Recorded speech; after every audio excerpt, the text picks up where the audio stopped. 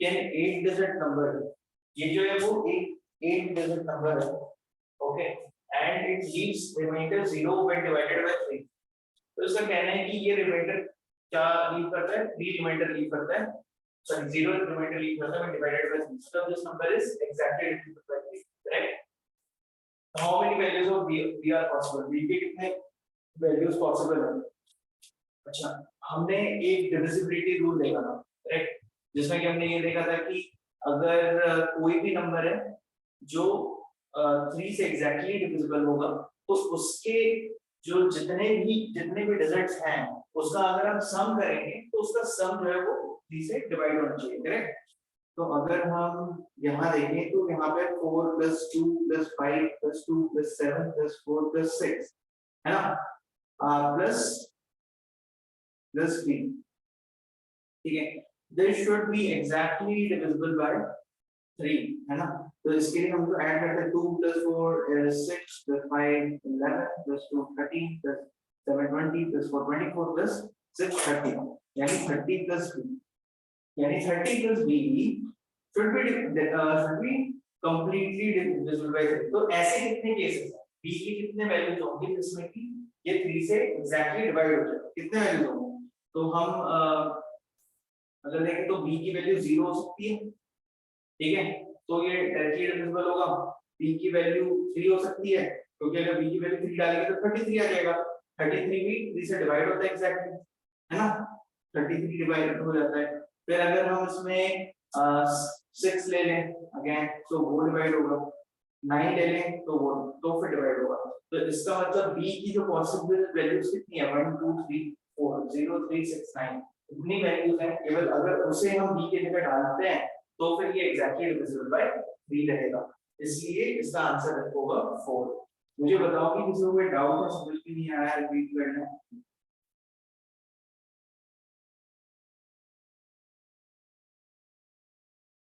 Not so clearly, ठीक है राशि, देखो यहाँ पे क्या है ये 8 डिजिट नंबर है, ठीक है, और इसका क्या है कि इसको अगर मैं 3 से डिवाइड कर दूं तो रिमाइंडर कितना है 0।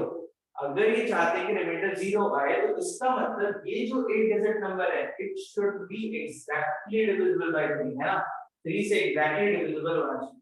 और हमने उस दिन डिविजिबिलिटी रूल्स देख रहे थे जिसमें कि हमने देखा कि कोई भी नंबर हम तब बताएंगे कि वो 2 से एग्जैक्टली डिविजिबल है अगर वो इवन नंबर हो, करेक्ट, अगर वो इवन नंबर होता है तो वो 2 से डिवाइड होगा। कोई भी नंबर 3 से एग्जैक्टली कब डिविजिबल होता है, जब उसको अगर हम ऐड करें। फॉर एग्जांपल कोई भी नंबर ले लेते हैं, सपोज कर लो मैंने 1 2 3 लिया, तो 1 2 3 मुझे कैसे पता चलेगा कि 1 2 3 एग्जैक्टली 3 से डिवाइड हो जाएगा। तो मैं करूंगा 1 + 2 + 3 कितना होता है, 1 + 2 = 3 + 3 = 6। 6 क्या 3 से डिविजिबल है एग्जैक्टली, हाँ 6 3 से डिविजिबल है, तो इसका मतलब 123 भी 3 से डिविजिबल हो रहा है, ठीक है। ये होता है 3 का डिविजिबिलिटी रूल। उसी तरीके से 4 का हमने देखा था कि लास्ट के जो भी 2 डिजिट हो, फॉर एग्जांपल 124 124 क्या 4 से एग्जैक्टली डिविजिबल है, ये कैसे पता चलेगा, लास्ट का केवल 2 डिजिट देख लो कि ये 4 से डिविजिबल है या नहीं। तो हमें पता है कि जो लास्ट अगर हम देखें तो 4 6 24 होता है, यानी कि ये एग्जैक्टली चूंकि 24 जो है वो 4 से एग्जैक्टली डिविजिबल है, तो इसका मतलब 124 भी 4 से एग्जैक्टली डिविजिबल होगा, क्योंकि लास्ट 2 डिजिट जो है 4 से डिविजिबल है ना, 4 6 24, तो ये भी टोटल डिविजिबल होगा, यानी कि रिमाइंडर विल बी 0। ये बात समझ में आया, यहाँ पे समझ में आएगा। अच्छा, so and you are not audible so clearly, so please be mindful. तो आपका वॉइस नहीं आ रहा है, अभी क्लियर आ रहा है क्या? मैं मुझे एक बार कंफर्म करो कि अभी वॉइस क्लियर आ रहा है कि अभी ब्रेक होकर के आ रहा है।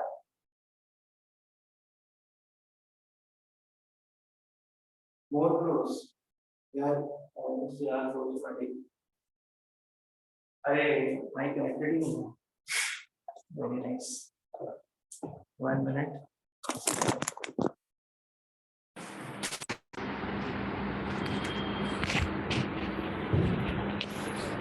अभी क्लियर है क्या आवाज?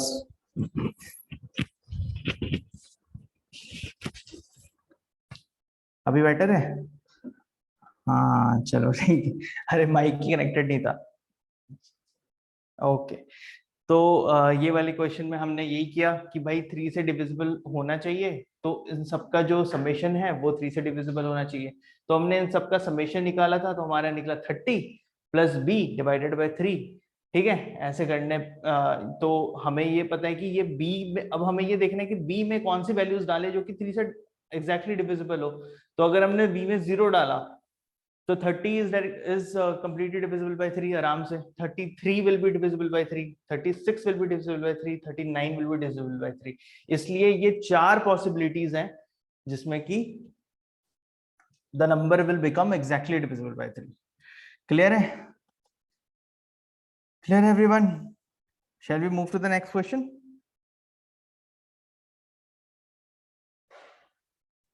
चलो फिर अगला क्वेश्चन स्क्रीन पे, इसको करो।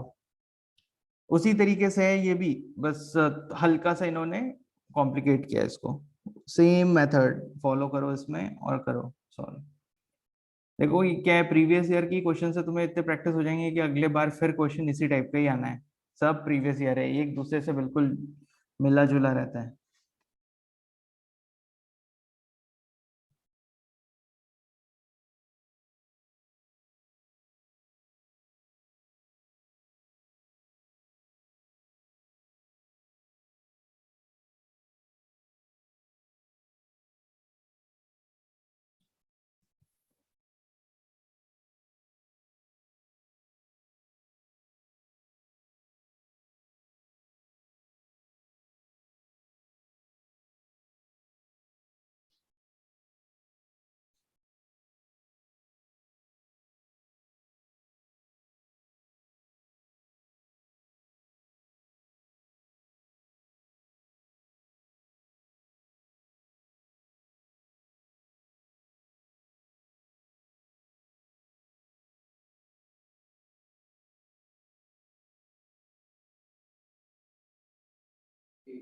डी। इसका आंसर डी आ रहा है? अच्छा, यश का आंसर तो डी आया है, बाकी लोग बताओ।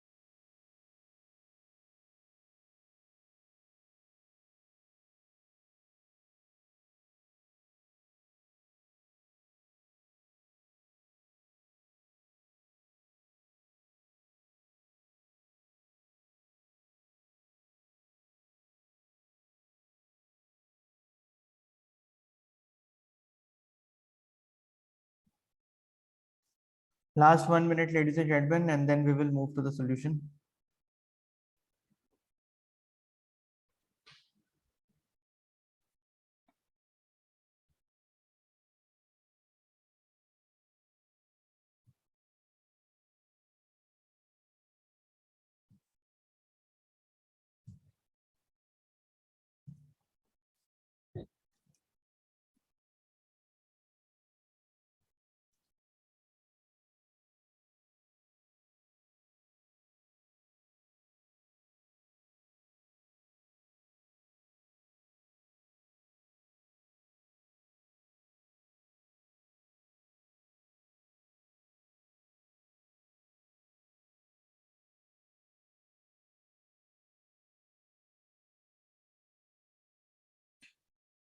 चलो फिर सॉल्यूशन देखते हैं इसका, ठीक है।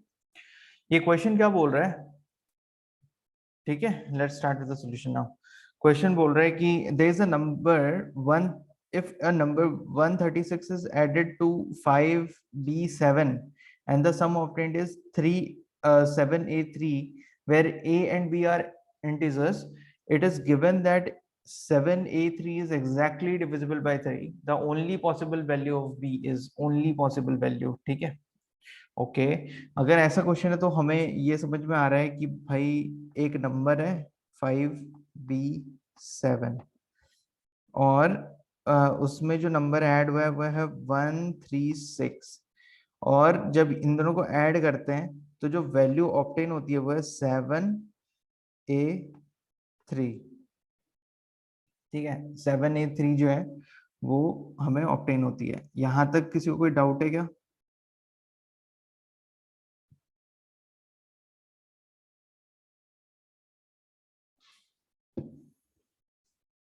नहीं है, चलो फिर अब हम आगे बढ़ते हैं।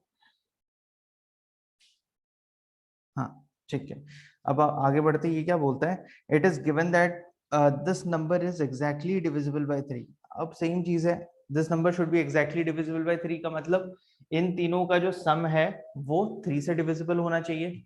तो ओके हम लिख लेते हैं 7 + 3 + a should be exactly be divisible by 3, यानी कि 7 + 3 तो 10 हो गया। अभी a की कौन कौन सी वैल्यू होगी, a की वैल्यू क्या क्या होगी, a की वैल्यू या तो होगी 2 या फिर होगी 2 करेंगे तो 12 आएगा, या तो रहेगी फिर 5 करेंगे तो 15 आएगा, या फिर होगी अगर हम 8 करेंगे तो 18 आएगा, और बस ये 3 वैल्यूज ही रहेगी, है ना। यानी कि या तो 2 रहेगी या तो 5 रहेगी या तो 8 रहेगी, ठीक है। अच्छा अब यहाँ पे है 7 + 6, ये प्लस हो रहा है, 7 + 6 = 13, 3 1 कैरी भी है यहाँ पे, है ना। तो 1 + 3 4, 4 प्लस कितना यहाँ पे रहेगा जो कि a आएगा, और ये भी 5 + 1 7, यानी कि 1 यहाँ पे भी कैरी हुआ है। इसका मतलब कि ये जो नंबर है a, ये कोई 2 डिजिट नंबर है, करेक्ट। तभी यहाँ पे 1 भी कैरी फॉरवर्ड हुआ है, यहाँ पे 1 कैरी फॉरवर्ड हुआ है, यहाँ पे 1 ऑलरेडी है। तो वो नंबर कौन सा होगा, अगर हम देखेंगे तो वो नंबर है हमारा, अगर सोचे तो वो 8 की इसकी पॉसिबल वैल्यू ना 8 आएगी, 8, ठीक है। अगर क्योंकि अगर 8 आया तो यहाँ पे a की वैल्यू 2 आएगी, ठीक है। तो 8 is the only possible value here, क्योंकि तुम कोई और वैल्यू अगर लेकर के भी सोचते हो कि भाई यहाँ पे 12 आ जाए, तो वो 12 मतलब तुम यहाँ पे अगर तुम सोच भी रहे हो कि इनमें से या तो 2 आना चाहिए या तो 5 या फिर 8, ठीक है। तो यहाँ पे अगर 5 आना चाहिए तो ऐसी कौन सी वैल्यू यहाँ पे डाल सकते हो तुम, ऐसी कौन सी वैल्यू डाल सकते हो, अगर अगर यहाँ पे 5 आना चाहिए यानी 15 होना चाहिए, करेक्ट। यहाँ पे 3 है तो यहाँ पे 12 होना चाहिए, विच इज नॉट पॉसिबल, है ना। तो इसलिए ये नहीं हो सकता। अगर हम 2 को अगर हम 8 को सोचे कि यहाँ पे 8 आना चाहिए, तो इस केस में यहाँ पे ऑलरेडी 3 है, 1 4, 8 आने के लिए तुम्हें क्या करना पड़ेगा, यहाँ पे तुम्हें 14 और चाहिए, बट 14 तो अगेन नहीं हो सकता, पॉसिबल नहीं है। केवल और केवल पॉसिबल अगर यहाँ पे 2 आए, और अगर 2 आ रहा है तो उस केस में तुम यहाँ पे b की वैल्यू अगर 8 डालते हो तो 8 + 3 12 का 2 1 कैरी इस तरीके से बनेगा, इसलिए 8 is the only possible value, ठीक है। तो इस तरीके से तुम्हें ये सोच करके करना पड़ेगा। ऐसी क्या था यश?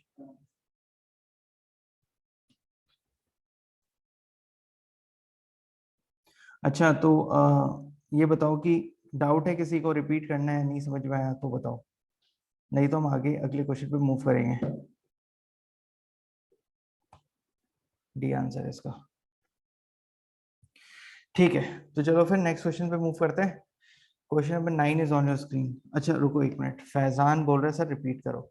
ओके देखो फैजान, क्वेश्चन क्या बोल रहे हैं, number 136 is added to 5b7, 5b7 में 136 ऐड होता है तो सम कितना आ रहा है 7a3, ठीक है। Where a and b are integer, जहां a और b एक इंटीजर्स है। It is given that 7a3 is exactly divisible by 3, ये दिया हुआ है 7a3 जो है वो 3 से exactly divisible है, 3 से exactly divisible है। तो मैंने बोला कि 3 से डिविजिबल कब होगा, जब इसका सम 3 से डिविजिबल होगा। तो इसका अगर सम करें तो क्या आएगा 10 प्लस ए, ठीक है 10 प्लस ए। अब ये ए की कौन कौन सी पॉसिबल वैल्यू है जो कि ये 3 से डिवाइड होगा, तो पॉसिबल वैल्यूज आर 2, क्योंकि 12 है ना, पहला नंबर तो 12 भी होगा, 10 के बाद पहला नंबर 12 भी होगा जो कि 3 से डिवाइड हो रहा है, उसके बाद 15 होगा और 18 होगा। केवल यही 3 वैल्यूज हैं जिसमें कि ये 3 से एग्जैक्टली डिविजिबल है। तो ए की जो पॉसिबल वैल्यूज है वो या तो 2 होगी, या तो 5 होगी, या तो 8 होगी। क्वेश्चन क्या बोल रहा है, only possible value of B is, B की कौन सी पॉसिबल वैल्यू है, और ओनली ही बोल रहा है, यानी एक ही होगा। क्वेश्चन भी बता रहा है भैया एक ही वैल्यू है, तो वो एक वैल्यू फाइंड करने के लिए यहाँ पे 2, 5, 8 तीन पॉसिबिलिटी आई है। अगर हम ए की वैल्यू 2 अज्यूम कर लें यहाँ पे, ठीक है, अगर हम ए की वैल्यू 2 अज्यूम कर लें, मैं ऊपर इन चीजों को मिटा देता हूँ ताकि दोबारा से समझ में आए, ठीक है, ये हटा दिया मैंने, ठीक है, तुम्हारे क्लैरिटी के लिए। मैं अभी ना ए की वैल्यू 2 ले रहा हूँ, इसमें से ये जो 2 है ना पहला, उसको ले रहा हूँ। अगर मैं ए की वैल्यू 2 यहाँ पे लेता हूँ तो क्या आता है मेरा, 7 plus 6 is equal to 13, 3 1 carry, ठीक है, 1 प्लस 3 4, यहाँ पे 2 है, यानी 4 प्लस डी, बी की वैल्यू क्या होगी 8 होगी, तभी तो ये 2 12 होगा ना, और ये 1 कैरी होगा, 1 प्लस 5 7 होगा, ठीक है, समझ रहे हो, मतलब कि बी की वैल्यू क्या आएगी 8, बी की वैल्यू 8 आ गई। चलो अगला मैं अब 5 लेता हूं। अगर मैं यहाँ पे 5 ले रहा हूं, ध्यान देना यहाँ पे यश, तुम शायद यहाँ कंफ्यूज हो रहे थे, ठीक है, अगर मैं 5 लेता भी हूं तो 1 यहाँ पे ऊपर में है तुम्हारा, 1 प्लस 3 इज इक्वल टू 4 हो गया, नीचे 5 है, 5 है विद मतलब 15 चाहिए है ना, 1 यहाँ पे भी कैरी फॉरवर्ड है। तो for what value of B, B की वैल्यू क्या होगी जो कि तुम्हारा यहाँ पे 15 आ जाए, तो क्या हो सकती है बी की वैल्यू, 4 ऑलरेडी, यानी कि 11 होनी चाहिए है ना, बी की वैल्यू होनी चाहिए 11, लेकिन बी की वैल्यू 11 तो है ही नहीं ना, मतलब बी की वैल्यू अगर तुम 11 देते भी हो तो एक तो यहाँ पे ऑप्शन में नहीं है, और दूसरा बी एक सिंगल डिजिट का इंटीजर है, ये सिंगल डिजिट है, तुम 11 वैसे भी नहीं दे सकते है ना, तो केवल और केवल एक सिंगल डिजिट आना चाहिए, ये 11 जो है ये डबल डिजिट हो गया, बी की वैल्यू एक सिंगल डिजिट है, तो 11 नहीं हो सकता। अगला तुम 8 ले लो, अगर सपोज कर लो कि मैंने 8 लिया, ठीक है, यहाँ पे 8 लिया, अगर अगर मैंने 8 लिया, 5 वाले को हटा देता हूँ, ठीक है, अगेन मैं ए की वैल्यू 8 ले लेता हूँ, मान लेता 8, यहाँ पे 1 रिमाइंडर है, सॉरी 1 और 1 यहाँ पे ऊपर में कैरी फॉरवर्ड्स है, तो अगर मैं देखूं तो 13, ये 1 है, 1 प्लस 3 इक्वल टू 4, ठीक है, और नीचे 8 दिया हुआ है, यानी कि बी की वैल्यू अगेन कितनी होनी चाहिए, 14 होनी चाहिए, 14 होगी बी की वैल्यू तभी ये आएगा, तो again 14 is a 2 digit number, तो single digit number is only and only 8, यानी कि बी की वैल्यू अगर 8 रहेगी तभी होगा, इसलिए डी इज द आंसर, ठीक है। एंड ये वाला जो 8 है ये वाला 8 नहीं है, ये मत सोचना कि ये 8 ए की वैल्यू वाला है, हम बी की वैल्यू निकाल रहे हैं, ये डी जो है वो बी का वैल्यू है, ठीक है। मुझे बताओ फैजान, अभी क्लियर समझ में आया क्या कि मैंने क्या बताया यहाँ पे?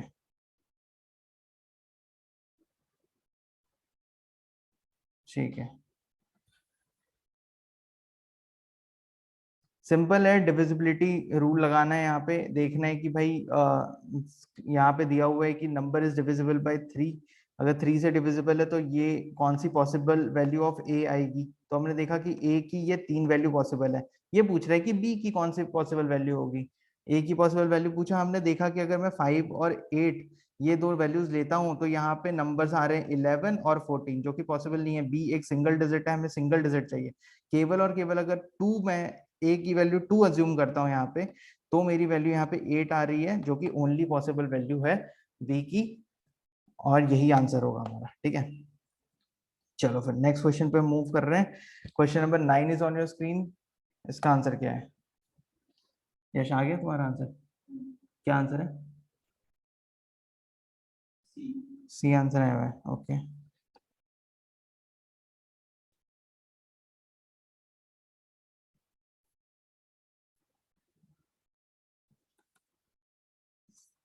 देखो फैजान, अगर तुम्हें थोड़ा भी डाउट है तो ये वाला क्वेश्चन फिर करोगे, एक ही जैसा है, सेम टाइप का ही है, थोड़ा करोगे तो फिर दोबारा क्लियर होगा।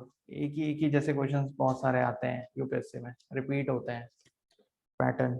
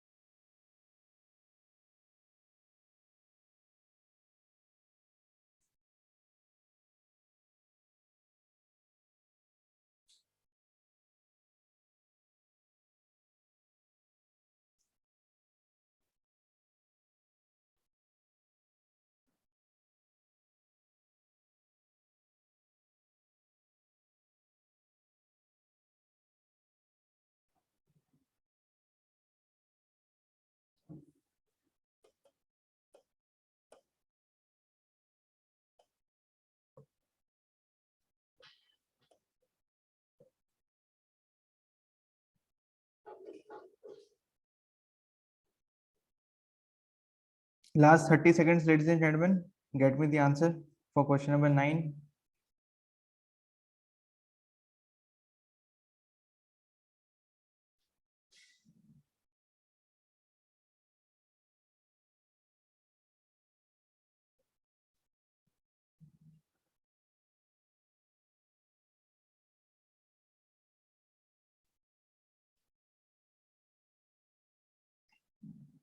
यश, तुम्हारी जीएस1 की तैयारी कैसे चल रही है?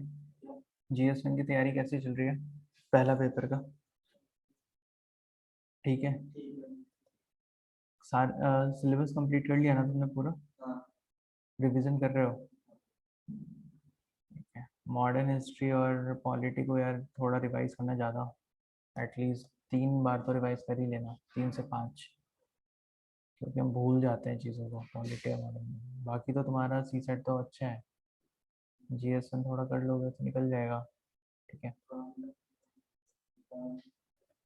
अच्छा, इकोनॉमी का हुआ नहीं है क्या अभी तैयारी ठीक से? अच्छा, प्रीलिम्स के लिए है ना? इकोनॉमी का देखो, एक चीज तो है कि बेसिक इकोनॉमी से ना मोस्टली तुम देखोगे ना तो करंट अफेयर ओरिएंटेड ज्यादा क्वेश्चन आता है, सम हाउ करंट अफेयर से रिलेटेड आता है। ठीक है, तो तुम्हें बेसिक कॉन्सेप्ट जो है बैंकिंग रिलेटेड वो चीजें बताना चाहिए। उसके अलावा फिर सिनेरियो रिलेटेड क्वेश्चन है, जैसे कि पूछेंगे कि भाई अगर इन्फ्लेशन आ गया तो इसमें से कौन सी चीजें होगी, ठीक है, इस टाइप के क्वेश्चंस आते हैं। हाँ तो मतलब बेसिक कॉन्सेप्ट अगर क्लियर हो तो तुम उन क्वेश्चंस को कर पाओगे, इतना टेंशन लेने की कोई जरूरत नहीं है इकोनॉमी के लिए। उसके अलावा तो फिर यार इकोनॉमी में थोड़े क्वेश्चंस से रिलेटेड आ जाते हैं, जैसे कि एमपीसी वगैरह हो गया, monetary policy committee of RBI. उसमें मतलब कितने मतलब टोटल मेंबर्स हैं, वो कितना होना चाहिए, कोरम कितना चाहिए उसमें, इस टाइप के क्वेश्चंस आते हैं। तो इकोनॉमी में थोड़ा बेसिक बस क्लियर हो। उसके अलावा फिर देखो, अच्छा एक्सटर्नल वो चीजें नहीं समझ में आती, जिसमें कि तुम्हारा ये होता है बैलेंस ऑफ पेमेंट वाला साइड। ओके ठीक है, उसमें क्या समझ में नहीं आता है, वो उसमें भी तुम देखो तो यार कुछ बेसिक ये टर्म्स पता होना चाहिए तुम्हें कि कौन से मतलब एक तो उसमें भी एक कैपिटल साइड होता है, एक रेवेन्यू साइड होता है, ठीक है। तो बस ये थोड़े बहुत डिविजन्स और कैसे कैसे हैं अभी, उन चीज़ों को का यार थोड़ा बेसिक अंडरस्टैंडिंग ले लो। नहीं समझ में आ रहा है तो एक काम करते हैं हम, आज तुम सोच करके आए हो कि कुछ पूछना है वैसा इकोनॉमी में, तो है तुम्हारे पास क्वेश्चंस तो क्लास खत्म होने के बाद फिर हम थोड़ा डिस्कस कर लेंगे, ठीक है, कि किस टाइप की चीज़ों में डाउट है।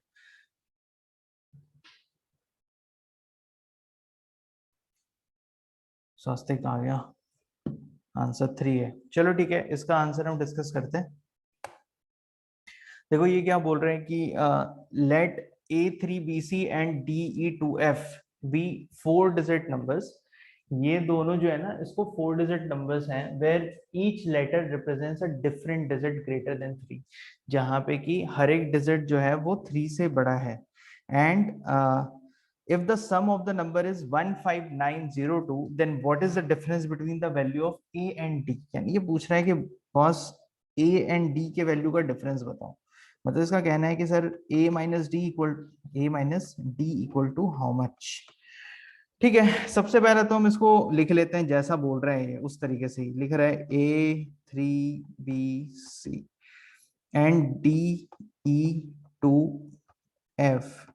ये दो नंबर्स हैं, 4 डिजिट नंबर्स हैं, ठीक है। और अगर हम इन दोनों को ऐड करते हैं तो हमारा वैल्यू आता है 15902। 15902। अच्छा इसको थोड़ा अच्छे से लिख लेते हैं ना, ताकि समझ में आए। तो हम नंबर को उल्टा लिखते हैं हमेशा, ऐड करते हैं तो यहाँ पे 209 यहाँ पे होगा और 15 लास्ट में होगा, है ना, इस टाइप से होगा। ठीक है, अब ये क्या बोल रहे हैं कि ये जो है ABCD जो है ये इंटीजर जो है वो 3 से बड़े हैं।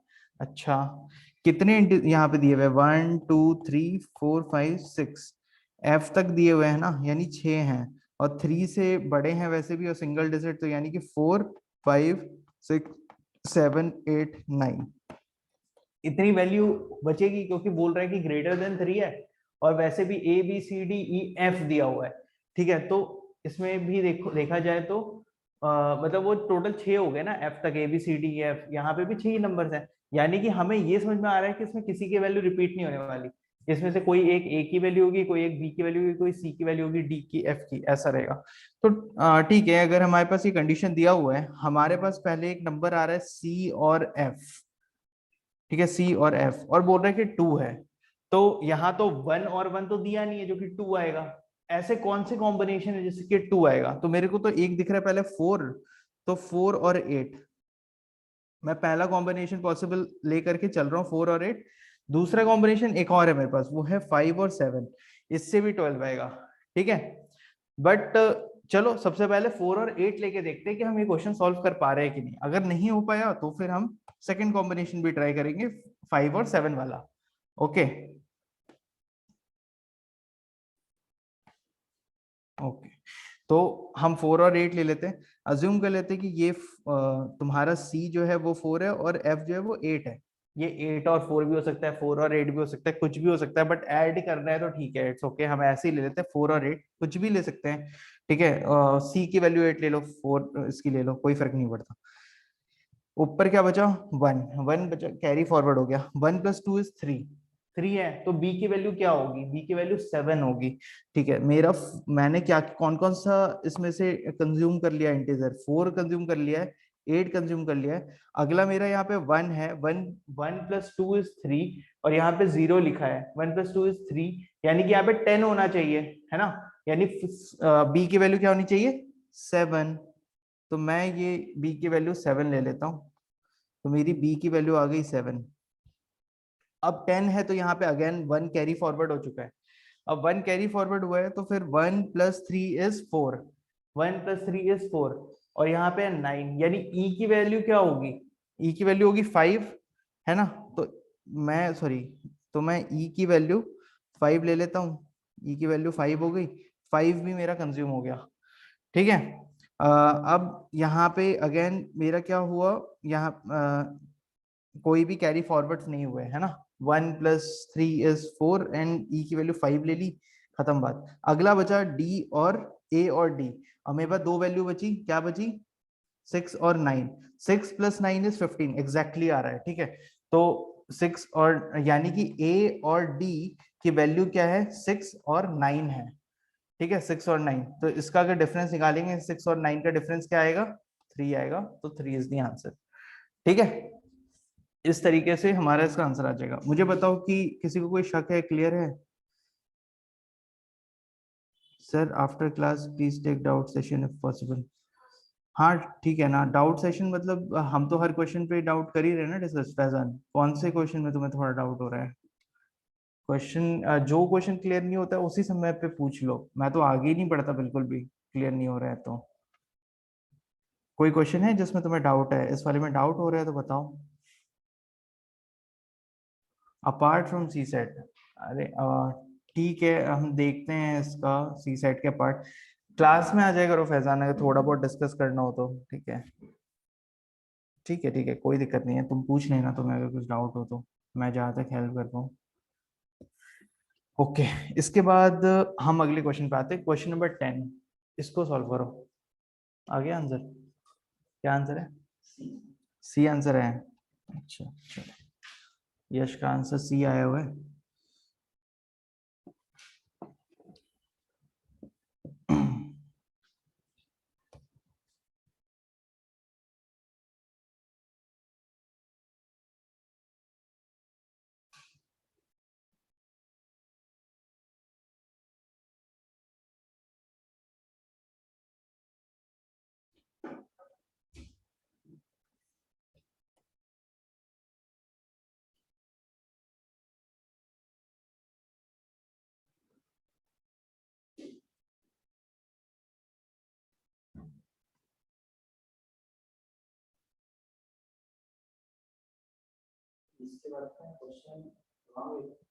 इसके बाद का कौन सा क्वेश्चन है? 11।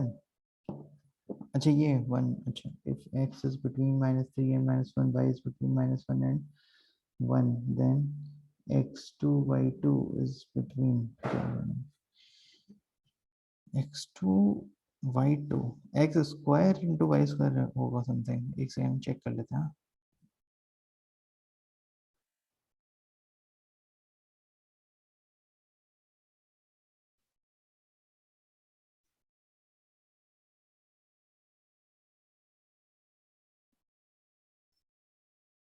हाँ, X square minus Y square, ठीक है,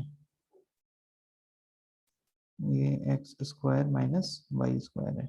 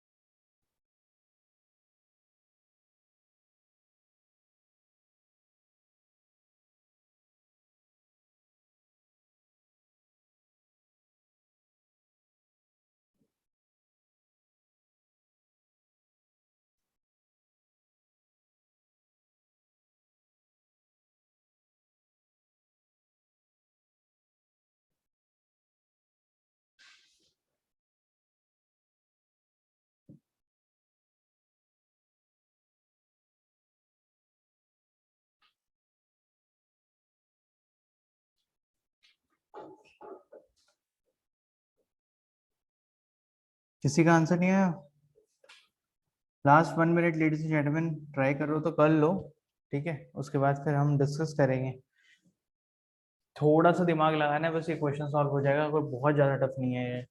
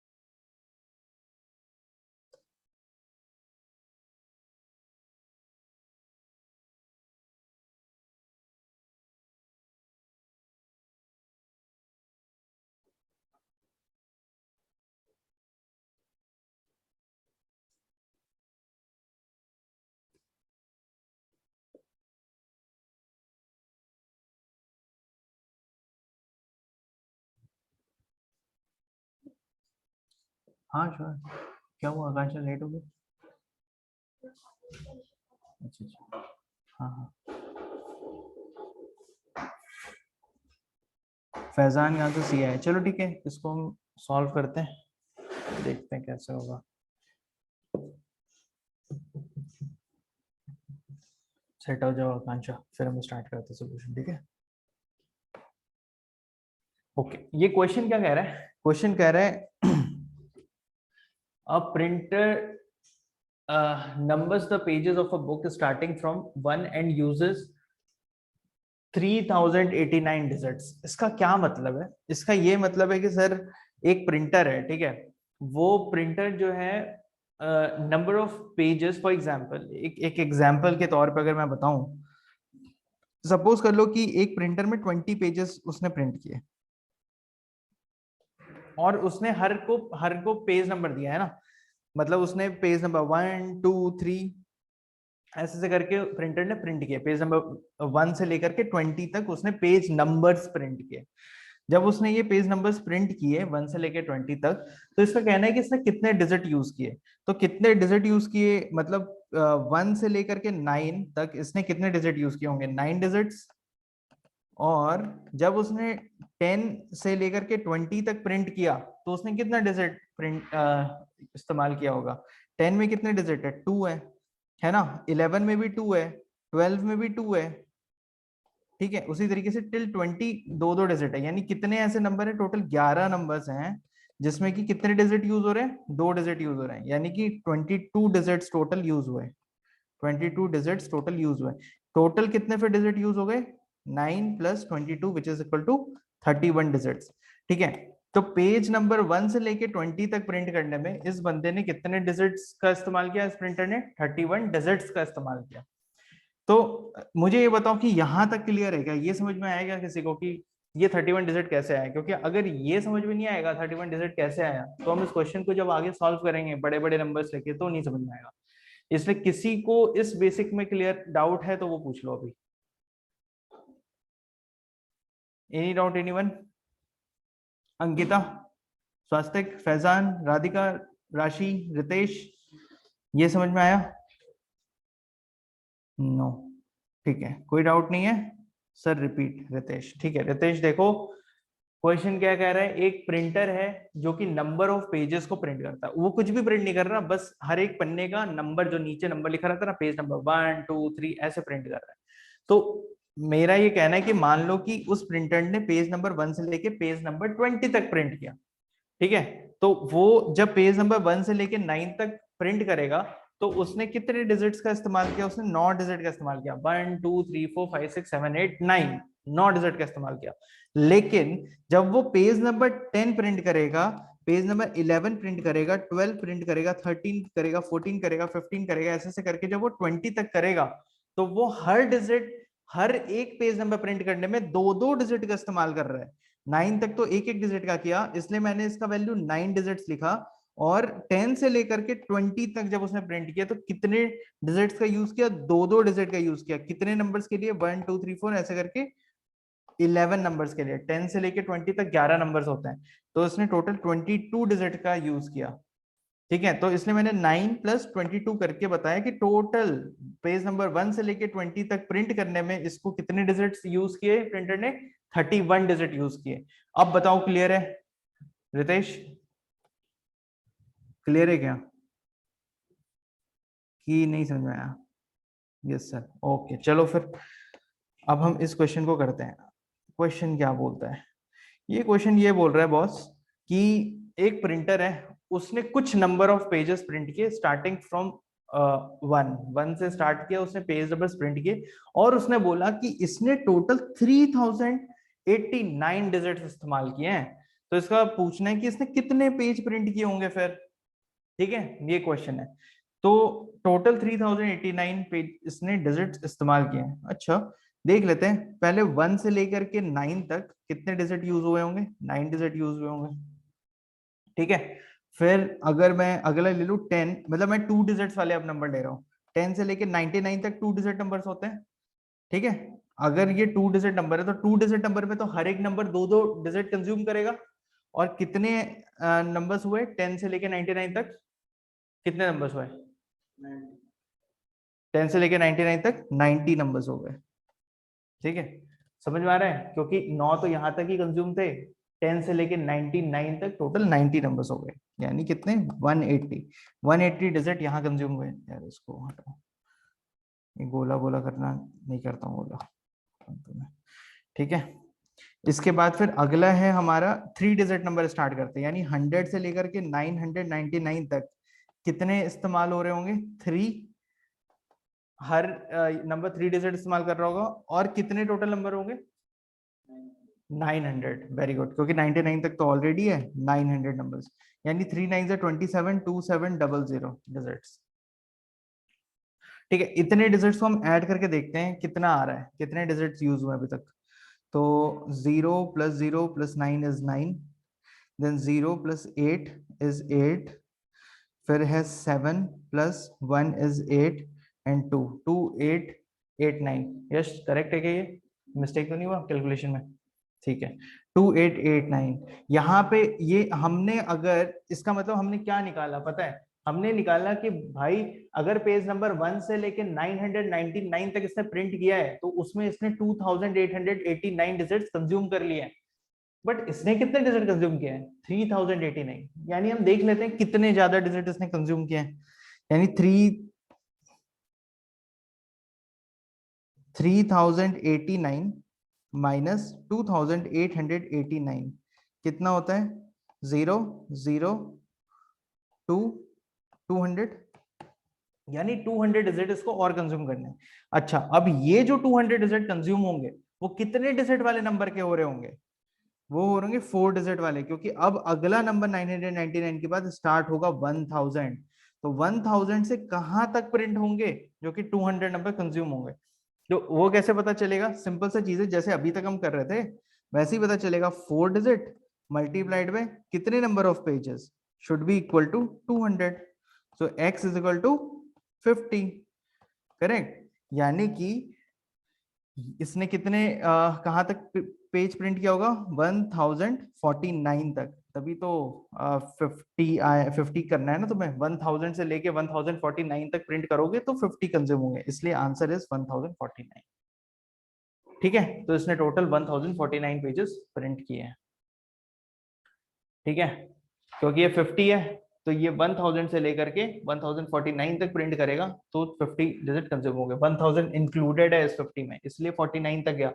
अगर ये 1001 रहता तो 1050 होता, लेकिन चूंकि 1000 भी 4 डिजिट है इसलिए 1049 तक जाएगा ये। ठीक है, मुझे बताओ कि अब किसी को डाउट है, क्लियर है ये question?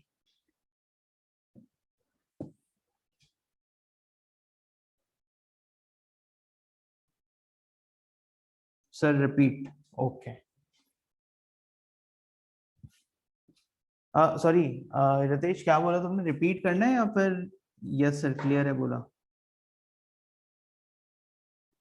Ritesh is this clear और you want me to repeat? Clear है सर, ओके शाबाश। चलो फिर अगले क्वेश्चन पे आ जाते हैं, इस क्वेश्चन को सॉल्व करो।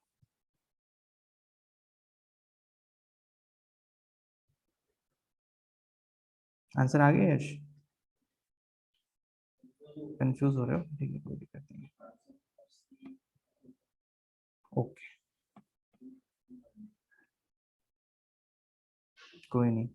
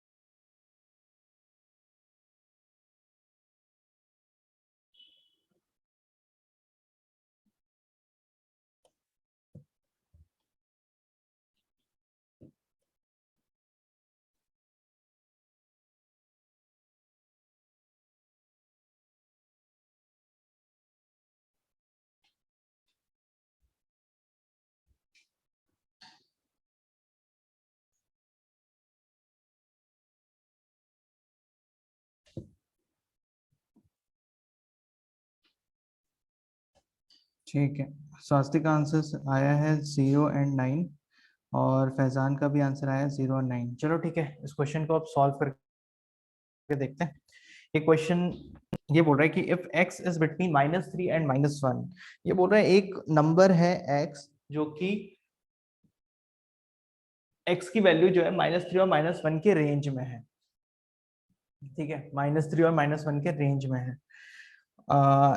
इसको अगर मैं रिप्रेजेंट करूं, बचपन में हमने बनाया था ना, तो ठीक है, ये -1 -2 -3, ऐसे यहां से यहां तक जो है तुम्हारी x की वैल्यू है। दूसरा बोलता है y इज बिटवीन -1 एंड 1, यानी कि 0 -1 और +1, इस तरीके से है। ठीक है, अब ये बोल रहा है कि x square minus Y square is between which of the following, X square और वाई स्क्वायर इसको माइनस करेंगे तो किसके बीच में आएगा, ये तो y का रेंज है। अच्छा, अभी अगर हमें इसका रेंज निकालना है, रेंज का मतलब होता है maximum value and minimum value, है ना। रेंज का मतलब क्या रहता है कि maximum value, max value comma minimum value.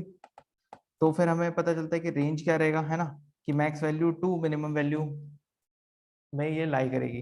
तो अगर हमें मैक्सिमम वैल्यू ऑफ एक्स निकालना हो तो एक्स स्क्वायर सबसे बड़ा होना चाहिए, इसके माइनस है ना, यानी कि एक्स की वैल्यू अगर सबसे बड़ी हो, एक्स स्क्वायर की वैल्यू सबसे बड़ी हो और वाई स्क्वायर की वैल्यू सबसे छोटी हो, तो डिफरेंस सबसे बड़ा आएगा।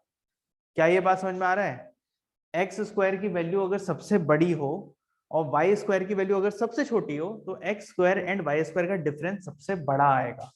क्लियर है? तो अगर ऐसा है तो एक्स स्क्वायर की कौन सी सबसे बड़ी वैल्यू हो सकती है?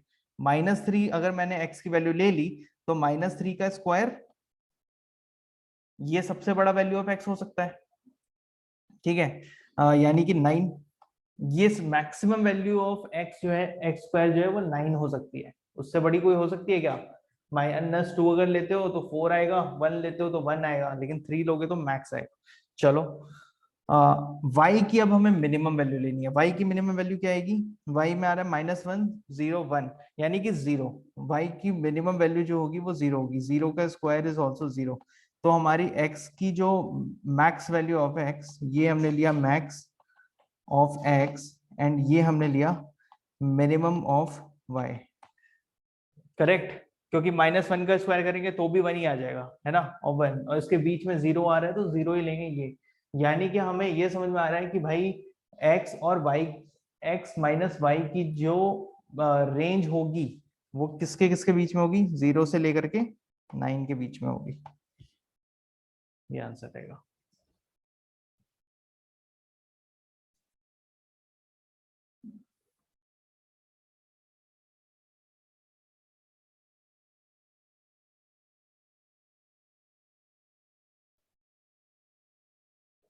अच्छा, एक मिनट रुको रुको रुको रुको रुको रुको रुको रुको यार, ये रेंज थोड़े ना होगी।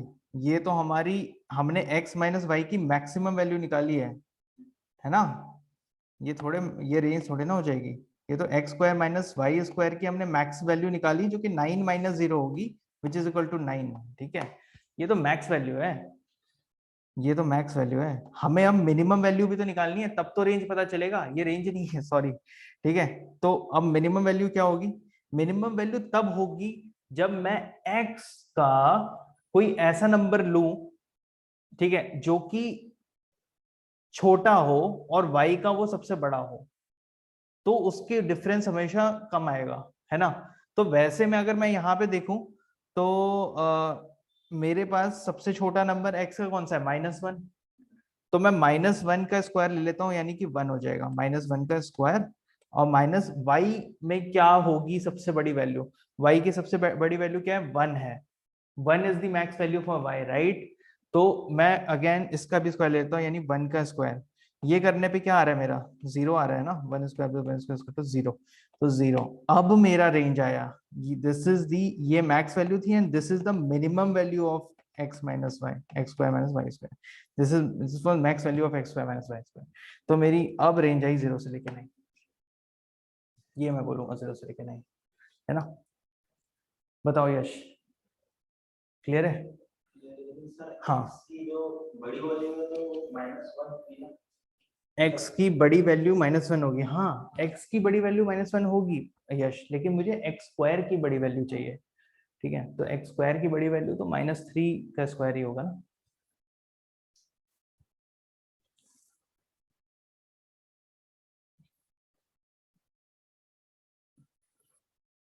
ठीक है, चलो, वेरी गुड फैजान, गुड स्वास्तिक।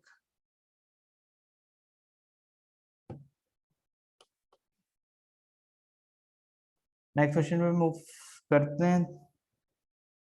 अगला क्वेश्चन करो सब लोग।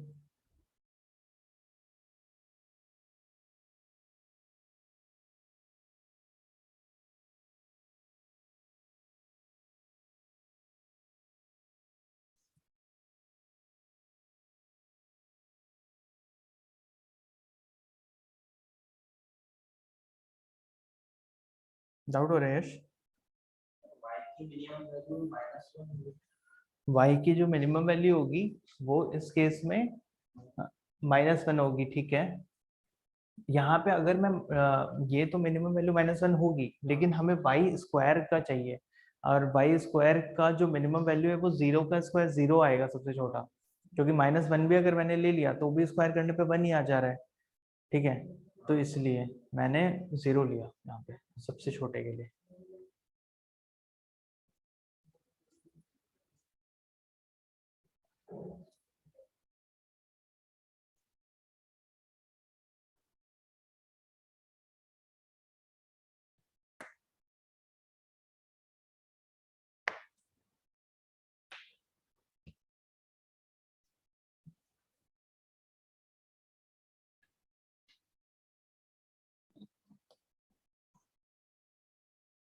चलो नेक्स्ट क्वेश्चन करो स्क्रीन पे तुम्हारे।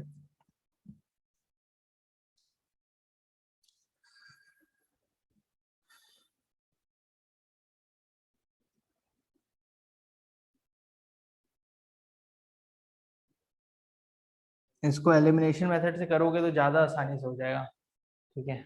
स्टेटमेंट्स को पढ़ के एलिमिनेशन मेथड यूज करो, अपने आप ही एलिमिनेट हो जाएंगे ऑप्शंस।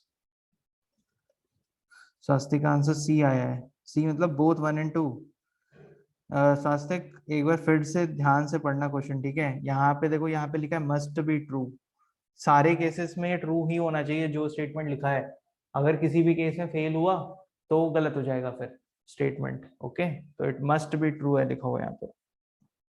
ऐसा नहीं कि सर इस केस में ट्रू है तो इसलिए सही होगा, नहीं, हमेशा सही होना चाहिए, हर केस में ट्रू होना चाहिए।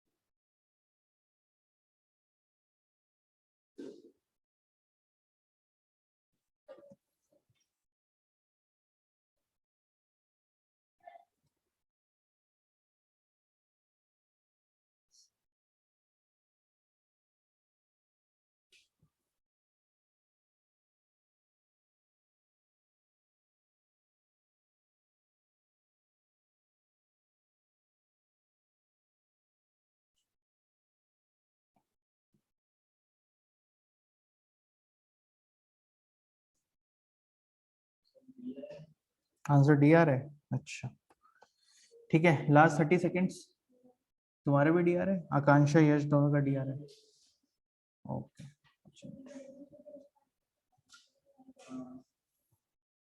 ठीक है।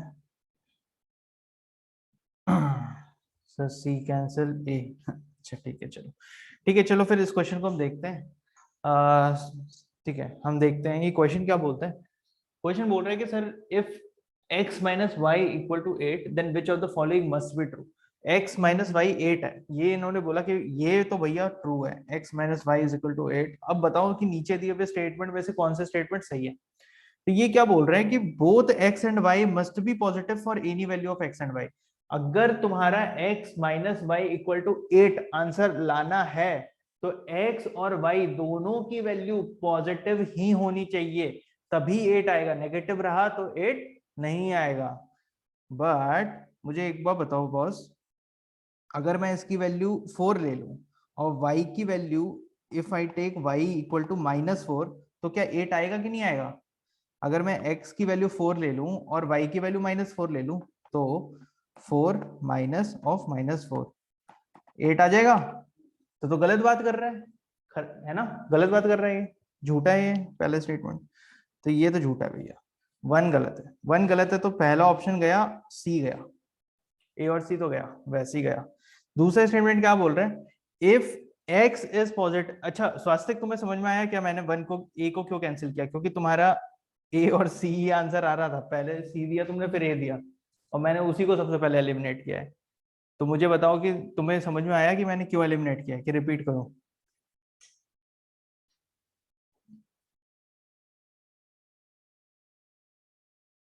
हाँ स्वास्तिक रिपीट करना है, क्लियर है।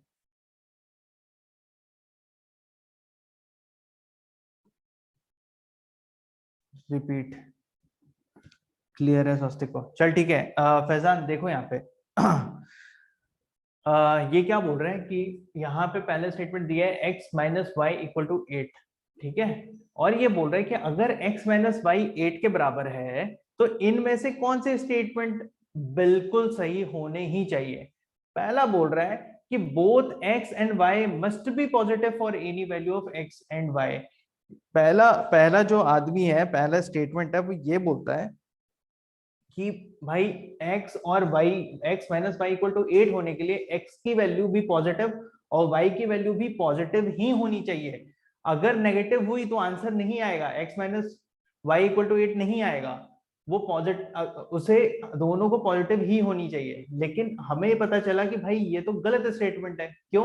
क्योंकि अगर हम x की वैल्यू 4 अज्यूम कर लें और y की वैल्यू अगर -4 अज्यूम कर लें तो x माइनस वाई की वैल्यू -4, इसको करने से माइनस माइनस प्लस हो जाता है, 4 + 4 8, यानी कि y की वैल्यू नेगेटिव लेने से भी हमारा आंसर आ रहा है। और पहला स्टेटमेंट क्या बोल रहा है, बोथ मस्ट बी पॉजिटिव, तो ये तो गलत हो गया ना, कोई जरूरी नहीं है दोनों पॉजिटिव हो, इसलिए पहला स्टेटमेंट गलत है और मैंने दो ऑप्शन को कर दिया एलिमिनेट। अब मैं सेकंड स्टेटमेंट पढ़ता हूं। सेकंड बोलता है if x is positive then y must be negative for any integer x and y। अब पहले स्टेटमेंट को देखा, किसी ने पहले वाले ने बोला तो हमने उसको झूठा साबित कर दिया, ये बोलकर कि भाई -4 हो जाता है। तो अब दूसरे स्टेटमेंट बोलता है देखो भाई, अगर तुम x को पॉजिटिव नंबर लेते हो तो y ना हमेशा नेगेटिव ही होना चाहिए। अगर वो नेगेटिव ही हुआ तभी जो है वो आंसर 8 आएगा, अगर नेगेटिव नहीं हुआ तो नहीं आएगा, ठीक है। बट अगर मैं x की वैल्यू, अगर मैं x की वैल्यू ले लेता हूं 9 और y की वैल्यू ले लेता हूं 1, दोनों को पॉजिटिव ले लेता हूं, ठीक है, तो क्या ये 9 - 1 = 8 आ जा रहा है? आ जा रहा है। तो फिर सेकंड स्टेटमेंट भी तो झूठा है ना, ये भी तो गलत बात कह रहा है। ये बोल रहा है कि भैया x जो है वो पॉजिटिव होना चाहिए, अगर पॉजिटिव ले रहे हो तो x की वैल्यू, तो y must be negative, y negative ही होना चाहिए। अगर नेगेटिव नहीं हुआ तो आंसर नहीं आएगा, लेकिन हमारा तो आ जा रहा है, हमने x को भी पॉजिटिव लिया y को भी पॉजिटिव लिया तो भी आंसर आ रहा है। जैसे सेकंड स्टेटमेंट भी गलत है।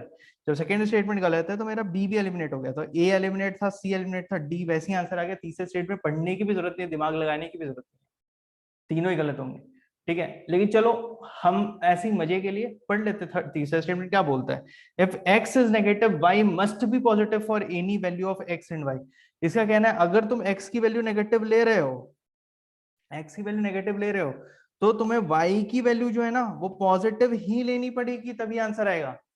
ठीक है, इसका ये कहना है। लेकिन अगर मैं x की वैल्यू 1 ले लूं और y की वैल्यू पॉजिटिव ही होना चाहिए बोल रहे हैं ना, सॉरी, x की वैल्यू अगर मैं -1 ले लूं और y की वैल्यू मैं एक नेगेटिव ले लेता हूं, फॉर एग्जांपल मैंने -9 ले लिया, दोनों की वैल्यू नेगेटिव ले ली। ये क्या बोलते हैं, इफ x इज नेगेटिव, अगर तुम x को नेगेटिव ले रहे हो तो y क्या होना चाहिए, हमेशा पॉजिटिव होना चाहिए। लेकिन मैंने y को भी नेगेटिव ले लिया यहाँ पे।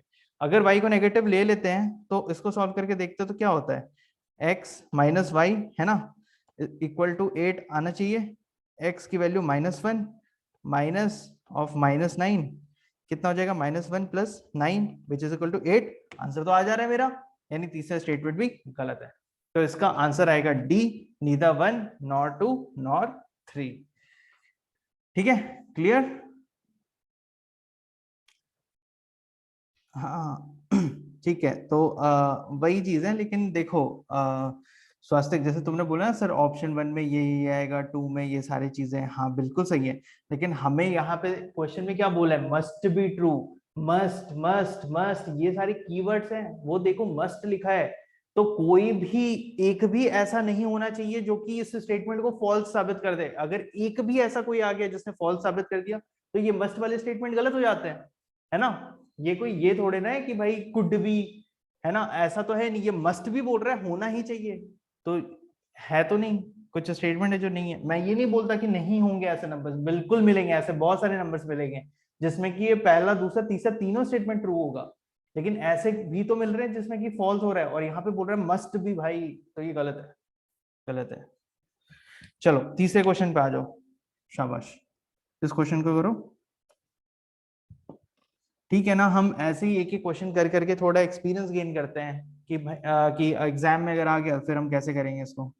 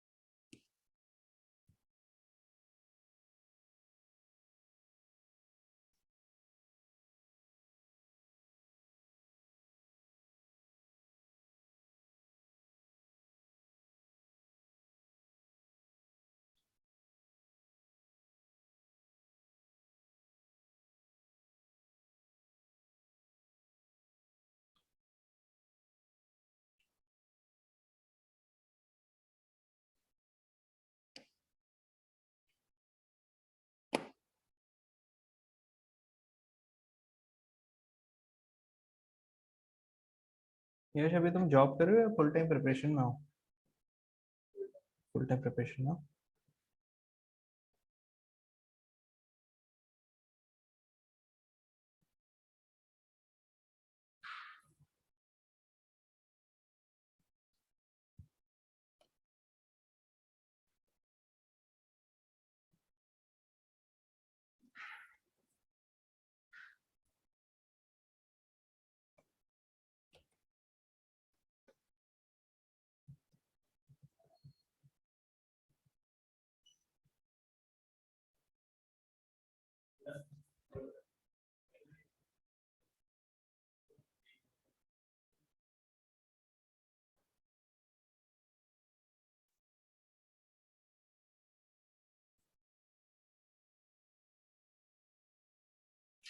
ठीक है, फैजान का आंसर है B4 और लिखा है लास्ट में सर तुक्का है। चलो ठीक है, देखते हैं। नहीं, तुक्के मारने चाहिए, मैं नहीं बोलता यूपीएस में तुक्के नहीं मारने चाहिए, बट स्मार्ट गैसेस होने चाहिए। तो अगर गैस स्मार्ट हो तो भी अच्छी बात है।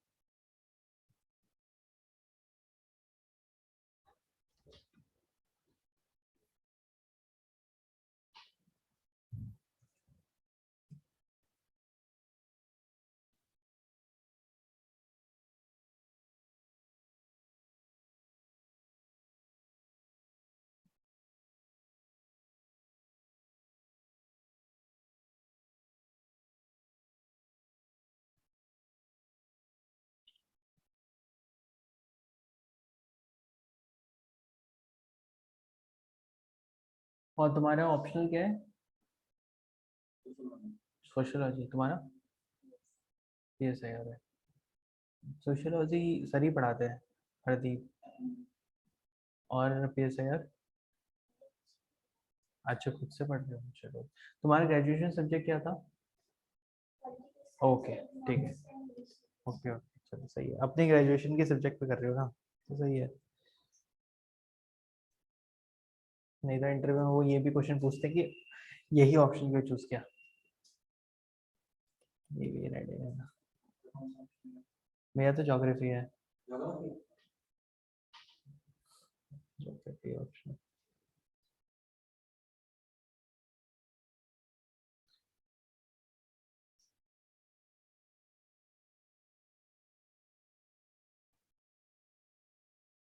मैं इंजीनियरिंग बैकग्राउंड से हूँ तो इजी थोड़ा सा ज्योग्राफी ज़्यादा लगता है, और साइंस से बहुत ज़्यादा रिलेट कर पाते हैं वैसे।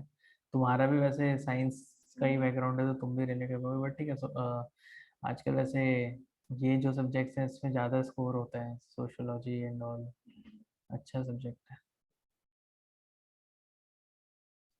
एंथ्रोपोलॉजी भी लोग बोलते इजी है, पता नहीं अभी। एंथ्रोपोलॉजी का ना, उसको प्रेफर करते हैं। बट मेरा तो दिमाग खराब हो रहा था, एक बार मैंने सोचा कि पहले देखते हैं, बट जब मैं स्टार्टिंग में एक ऑप्शन पढ़ना स्टार्ट किया तो उसमें इतने सारे बायोलॉजिकल टर्म्स आ रहे थे, मैं बोला ही नहीं हो पाएगा, बिकॉज आई हेट बायोलॉजी। मुझे बायोलॉजी बिल्कुल पसंद नहीं है। चलो, इस क्वेश्चन पे आ जाते हैं फिर। आंसर नहीं आ रहा है तो एक बार देखते हैं क्वेश्चन क्या बोल रहा है। क्वेश्चन बोलता है कि certain three digit numbers have has the following characteristics। ठीक है, इसमें ये तीन कैरेक्टरिस्टिक है एक तीन डिजिट नंबर का। अच्छा ठीक है, तीन डिजिट नंबर लेना है। मैं तीन डिजिट को एक्स वाई जेड ये ले लेता हूँ। एक्स वाई जेड वाला एक तीन डिजिट नंबर है। इसकी कौन से कैरेक्टरिस्टिक है? सबसे पहला बोल रहा है all the three digits are different. ठीक है, बिल्कुल, मैंने इसलिए तो एक्स वाई और जेड लिया, तीनों अलग अलग डिजिट है। दूसरा कंडीशन बोल रहा है the number is divisible by 7। अच्छा, ये जो नंबर है वो 7 से डिविजिबल है। अब कोई भी नंबर 7 से कब डिविजिबल होता है? हम अगर कोई भी नंबर ले ले इस दुनिया में जो कि 7 से डिविजिबल है, तो उसका एक सिंपल सा फंडा है कि एक्चुअली कोई फंडा ही नहीं है। सिंपल सा चीज ये है कि it should there should be a factor, 7 should be a factor, a कुछ भी नंबर हो वो इससे मल्टीप्लाई हो करके कुछ इस टाइप से बनेगा। ठीक है, तो 7 should B one of the factors, simple सा चीज। तीसरा क्या बोल रहे हैं कि the number on reversing also divisible by 7। Reverse करने पे भी वो डिविजिबल बाय 7 है, यानी कि z बाई एक्स भी ले लेंगे तो भी ये 7 से डिविजिबल है विद सम फैक्टर b। यहाँ पे b कुछ नंबर होगा, जैसे यहाँ a है और 7 से ये भी मल्टीप्लाई होगा तो आ जाएगा। यहाँ तक बताया गया है। और बोल रहा है how many such 3 digit numbers are there, ऐसे कितने 3 डिजिट नंबर पॉसिबल है। ठीक है, तो एक काम करते हैं, हमें हमें हमने तोड़ना सीखा है ना, कि जब 3 डिजिट नंबर है तो उसको तोड़ना है, तो तोड़ते हैं इसको। 1 10 100 पेज है, तो 100x plus 10y plus z equal to 7a, मैं ऐसे ले लेता हूँ। उसी तरीके से 100z plus 10y plus x is equal to 7b। ठीक है, मैंने ये ले लिया। अब दोनों इक्वेशन को मुझे सॉल्व करना है, तो मैं इसको सब्ट्रैक्ट कर लेता हूँ। अगर मैं सब्ट्रैक्ट करूंगा, सब्ट्रैक्टिंग इक्वेशन 2 फ्रॉम इक्वेशन 1, तो वैसे में मेरा क्या आएगा, 100x यहाँ पे और यहाँ पे x है, यानी 100 माइनस x कितना जाएगा, 99, 99x। ठीक है, 10y तो ये दोनों भाई हो जाएगा कैंसिल। ठीक है, इसके बाद क्या है यहाँ पे, माइनस क्या आएगा, z और ये, तो इसको मैं फिर माइनस 99z लिख सकता हूँ, है ना। Minus 100z plus z equal to minus 99z, which is equal to 7a minus 7b। सही है, इसमें मैं 99 कॉमन है, इसको बाहर ले लेता हूँ, x minus Z equal to 7 common है, बाहर ले लेता हूँ a माइनस बी। ओके, चलो यहां तक आया ना। अब इसके बाद आता है हमारा लॉजिक, यहाँ पे आता है हमारा लॉजिक। लॉजिक क्या कहता है, लॉजिक ये कहता है कि बॉस ये जो नंबर है वो इससे मल्टीप्लाई हो रहा है, तो वो 7 मल्टीप्लाइड पे सम नंबर है। ठीक है, अब मुझे ये पता है क्या ये नंबर 99 7 से डिवाइड हो पा रहा है क्या, नहीं हो रहा है। ये जब 7 से डिवाइड नहीं हो रहा है, तो x माइनस जेड 7 से डिवाइड हो रहा होगा, हाँ नहीं हो ही रहा होगा ना। देखो ये मल्टीप्लाइड बाई ये इक्वल टू 7 मल्टीप्लाइड बाई ये है।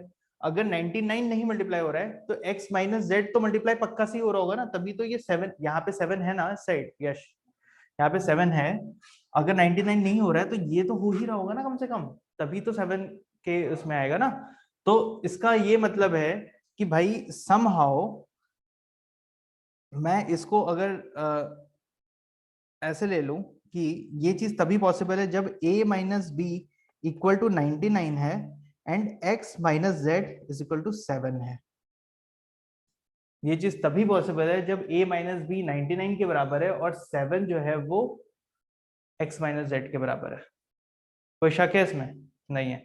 a माइनस बी वाला तो चीज वैसे भी फर्जीवाड़ा है, हमें उसका कोई मतलब भी नहीं है। लेकिन हमें जो सबसे ज्यादा इंपॉर्टेंट चीज है वो है x minus Z equal to 7। अच्छा, x minus Z equal to 7 है, ठीक है। तो इसको हम लिख सकते हैं x equal to 7 plus Z, x equal to 7 plus Z लिख सकते हैं। तो वैसे में मुझे बताओ कि z की कितनी वैल्यू होगी। z is a single digit integer है ना, सिंगल डिजिट है, यानी ये मैक्सिमम 9 तक जा सकता है और ये भी मैक्सिमम 9 तक जा सकता है। x एंड z की वैल्यू 0 से लेके 9 के बीच में ही है, और कुछ नहीं हो सकती। तो अगर मैं पहला वैल्यू लेता हूं, सपोज मैंने पहला वैल्यू लिया 1, ठीक है। तो अगर मैं if z equal to 1 then x equal to how much, if z equal to 1 then x equal to how much 8। दूसरा वैल्यू लिया if z equal to 2 then y x equal to how much 9, ठीक है 9।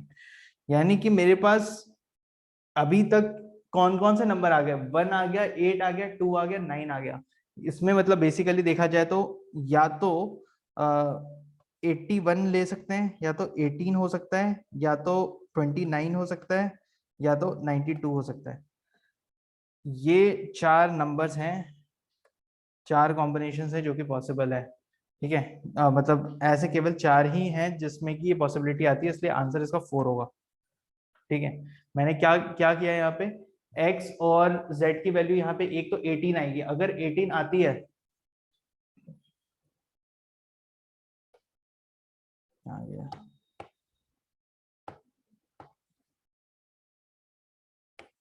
अभी, हाँ देखो क्या किया मैंने यहाँ पे, मैंने पहले लिया x इज z की वैल्यू 1 ली और x की वैल्यू मेरी क्या आई 8, ठीक है। और दूसरा मैंने जो कॉम्बिनेशन पॉसिबल लिया वो लिया मैंने z और दूसरी वैल्यू आई 9। वाई की वैल्यू अभी भूल जाते हैं हम, क्योंकि वाई वैसे कैंसिल था। जितनी वैल्यू एक्स और जेड की आएगी वैसी वाई की भी वैल्यू उतनी आ जाएगी। हमें निकालना तो है नहीं कौन सी वैल्यूज है, बस हमें ये बताना है कितनी वैल्यूज होंगी। तो कितनी वैल्यूज के लिए हमें ये समझ में आ रहा है कि z और x में z मैंने 1 लिया, x 8 लिया, लेकिन ये भी तो हमारा एक अजम्पशन ही है ना। हमने x माइनस जेड किया। अगर मैं इस इक्वेशन को उल्टा करके माइनस करता, मैंने इक्वेशन 1 माइनस इक्वेशन 2 किया है, अगर मैं 2 माइनस 1 करता तो 2 माइनस 1 करता तो x की वैल्यू 8 आती और z की वैल्यू 1 आती। इसलिए मैं बोल रहा हूँ कि 1 8 भी पॉसिबल है, 8 1 भी पॉसिबल है, 2 9 भी पॉसिबल है, 9 2 भी पॉसिबल है। इसलिए मेरा कहना है कि भैया 4 होंगे टोटल कॉम्बिनेशंस जो कि ऐसा बनाएंगे। तो ये क्वेश्चन ना बहुत थोड़ा सा लॉजिकल है, ठीक है। और एग्जाम में जब हम बैठेंगे तो कई बार ऐसा होगा कि हमें ना एकदम से दिमाग में स्ट्राइक ना करे, और जब आइडिया स्ट्राइक ना कर रहा हो ना तो उस क्वेश्चन को पढ़ने के बाद छोड़ देना, ठीक है। कोई जरूरी नहीं है कि तुम्हें सब आना ही चाहिए, कोई जरूरी नहीं है। ये क्वेश्चन कोई आसान क्वेश्चन नहीं है। This question is not an easy one. यहाँ पे तुम्हें लॉजिक की जरूरत पड़ रही है, और अगर वो लॉजिक एग्जामिनेशन हॉल में स्ट्राइक हो गया तो करो अटेम्प्ट, अगर नहीं स्ट्राइक हुआ तो मत करो अटेम्प्ट, ठीक है। छोड़ दो इस क्वेश्चन को, अगले क्वेश्चन पे जाओ। इंग्लिश का कोई क्वेश्चन कर लो, ठीक है। Sir when will be our last class? Last class will be on Saturday. Saturday को खत्म हो जाएगा, तुम लोग फिर फ्री हो जाओगे। हाँ कहाँ गया? हाँ अच्छा इसके बाद वाला 2 डिजिट नंबर रिवर्स द, अरे यार ये कुछ गलत है, रुको मैं बताता हूँ, ठीक है। ठीक है नेक्स्ट क्वेश्चन करो बाकी लोग। लैमर वैमर कुछ नहीं रहता। इसका आंसर 90 आ रहा है। अच्छा यश का आंसर 90 आ गया।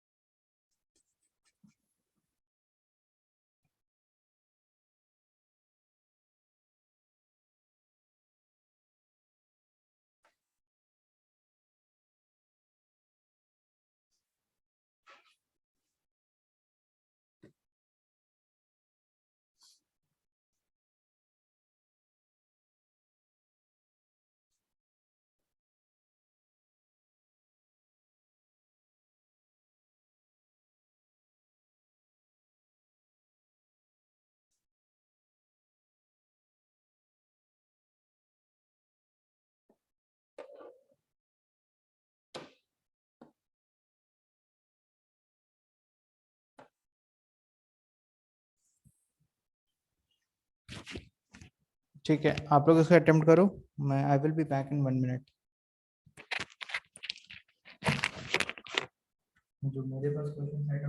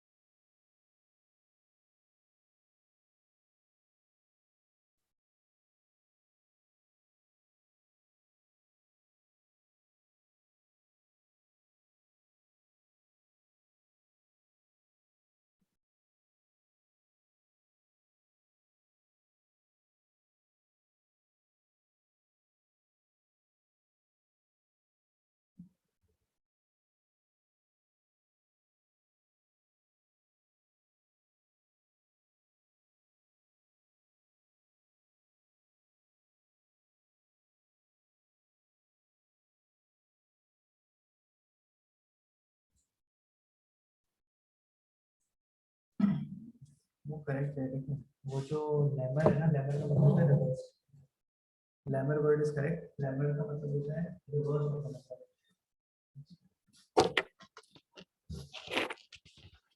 उल्टा कर दिया तो जैसे 89 है तो उसका उल्टा 90 होता है।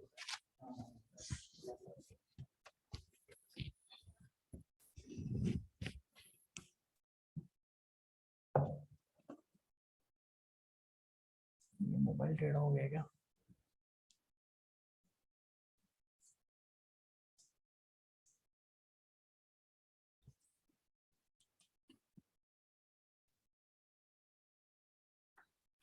ठीक है, आई थिंक मेरे पास आंसर है स्वास्तिक का। स्वास्तिक ने 90 आंसर दिया था।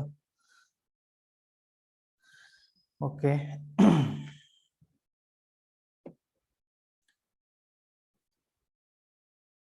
तुम्हारा भी आंसर 90 आया था यश? ओके ठीक है, तो इस क्वेश्चन को हम करके देखते हैं। ये क्वेश्चन क्या बोल रहा है, how many numbers are there between 99 and 100 such that the digit 8 occupies the unit place. ठीक है, आई थिंक यार ये तो इजी क्वेश्चन है। I want you guys to answer it once, है ना। Take one more minute of time but please answer this. हमने कल इसके ऊपर कितने सारे क्वेश्चंस किए थे, 3-4। सोचो और तो करो, इजी है ना। इसमें बस ये सोचना है कि 8 डिजिट यूनिट प्लेस पे आएगा तो कितने नंबर है जिसमें कि 8 यूनिट प्लेस पे आएगा, वो ही तो निकालना है। Take one more minute of time और please do it. Easy question है, इस टाइप के क्वेश्चन आप नहीं छोड़ सकते।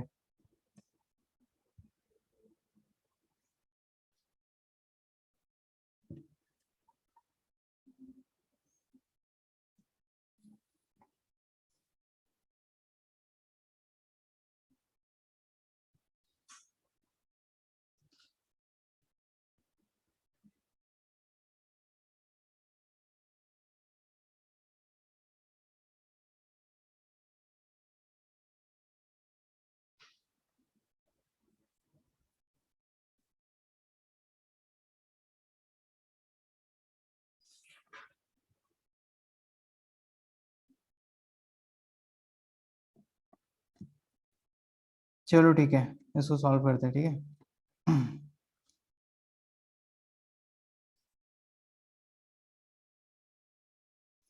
ठीक है, चलो ध्यान देना अभी इस वाले क्वेश्चन पे, और उसके बाद फिर अगले बार ये मिस्टेक नहीं होनी चाहिए कि ये क्वेश्चन नहीं आ रहा है। ये बहुत ही सिंपल सवाल है, ठीक है। कल भी हमने इस टाइप के क्वेश्चन किए थे। ये क्वेश्चन बोल रहा है कि how many numbers are there between 99 and 1000। 99 से लेकर के 1000 के बीच में कितने ऐसे डिजिट्स हैं, सॉरी कितने ऐसे नंबर्स होंगे जिसमें कि 8 जो है वो यूनिट प्लेस पे हो। 8 का मतलब यूनिट प्लेस पे होने का मतलब, जैसे कि 99 से 1000 के बीच में पहला नंबर जो मुझे याद आ रहा है वो आ रहा है 108।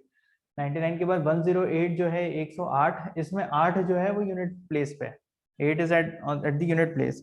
उसी तरीके से फिर अगला नंबर जो मुझे याद आ रहा है जिसमें यूनिट प्लेस पे है वो है 118, 128। ठीक है, इस तरीके से ही चलता जाएगा, कहां तक जाएगा 198। उसी तरीके से अगला सीरीज स्टार्ट होगा, फिर उसमें 208। ठीक है यार, 208, 218, ठीक है 228, इसी तरीके से चलता जाएगा 298 तक। इसी तरीके से ये सीरीज चलती जाएगी कब तक, 908, 918 से लेकर के कहां तक 998 तक। इस तरीके से तो ये कितने नंबर से पूछ रहा है, सिंपल है ना। यहाँ पे कितने हैं, 1 से लेकर के 198 तक कितने नंबर होंगे, 10 होंगे, 10। यानी ऊपर वाले साइड में 10 है। 10 मल्टीप्लाइड बाई कितने हैं नीचे की तरफ, यहां से लेकर के यहां तक 9 है, करेक्ट। 108 से लेकर 9 तक, 908 तक 9 नंबर्स हैं, तो 9 मल्टीप्लाइड बाई 10 हो गया, सिंपल 90 आंसर है। इस ये तो इससे आसान सवाल कुछ आ ही नहीं सकता इस टाइप वाले में। ठीक है, मुझे बताओ कि तुम्हें कॉन्सेप्ट नहीं समझ में आया तो मैं फिर से रिपीट कर दूंगा, 5 बार रिपीट कर दूंगा, ठीक है। लेकिन इस ये क्वेश्चन नहीं छूटना चाहिए। ये बहुत सिंपल चीज था, बिल्कुल लॉजिकल था, सिंपल छोटा सा चीज, कोई कैलकुलेशन नहीं, कुछ नहीं, दिमाग इतना सही लगाना है इसमें, इजी है बिल्कुल। ठीक है, डाउट है किसी को? कॉन्सेप्ट रिपीट कीजिए सर। ओके, रितेश को क्लियर है, कॉन्सेप्ट रिपीट करें। ठीक है, देखो कॉन्सेप्ट ये है फैजान, कि इसने बोला है कि 99 से लेकर के 1000 के बीच में ऐसे कितने नंबर्स हैं जिसमें कि 8 कहां पे आ रहा है, यूनिट प्लेस पे आ रहा है, ठीक है। तो यूनिट प्लेस पे आने वाले नंबर्स में 99 के बाद सबसे पहला नंबर 108 है, इसके बाद 118, 128, 138, 148, 158 ऐसे करके 198 तक जाएगा। उसी तरीके से फिर 208 से लेके 298 तक जाएगा, 308 से लेके 398 तक जाएगा, 408 से लेके 498 तक जाएगा, और ये चलता जाएगा कब तक, 908 से लेके 998 तक। अब मुझे बस इन सारे नंबर्स को निकालना है कि ऐसे कितने नंबर्स होंगे। तो इसको निकालने के लिए मैंने क्या किया, मैंने ये देखा कि ऐसे कितने नंबर्स आ रहे हैं। ऐसे आ रहे थे 108, 118, 128, ऐसे वन वाले सीरीज में कितने नंबर आ रहे थे, टोटल 10 नंबर्स आ रहे थे। और मैंने ये देखा कि कितने ऐसे, मतलब जैसे 1 से स्टार्ट हुआ वैसे 2 है, तो 1 है, 2 है, 3 है, 4, 5, 6, 7, 8 एंड 9, टोटल कितने नंबर आ रहे हैं, 9 नंबर्स आ रहे हैं। तो मैंने उसको 9 से मल्टीप्लाई कर दिया, टोटल 9 तक सीरीज में आएगा, तो मेरा आंसर 90 आ गया, 9 इंटू 10। ठीक है, इस तरीके से मैंने बस इसके निकाल ली कि टोटल कितने ऐसे नंबर्स होंगे जिसमें कि 8 जो है वो यूनिट प्लेस पे आ रहा है। आप समझ में आया फैजान?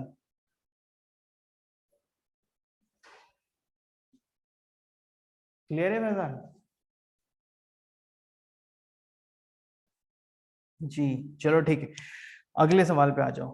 ठीक है, यहाँ पे ये एक वर्ड यूज हुआ है लैमर। लैमर का क्या मतलब होता है, लैमर का मतलब होता है रिवर्स्ड। ठीक है, इसका मतलब होता है उल्टा। इसका मतलब होता है अरे उल्टा की स्पेलिंग सही है गलत पता नहीं यार, हिंदी का भी पेपर होता है अपने यूपीएससी में। ठीक है, हाँ मेरा हिंदी है, मैं केवी केवी का स्टूडेंट हूँ, तो हिंदी है मेरा तो। चलो सही है।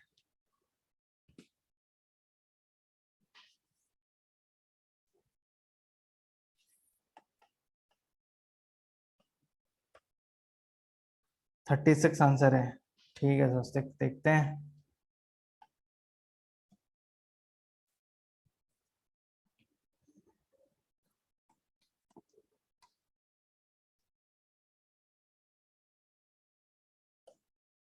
ये क्वेश्चन भी वैसा ही क्वेश्चन है जिसको जो कि मेरे सामने अगर आएगा ना एग्जाम में, तो मैं इसे छोड़ दूंगा।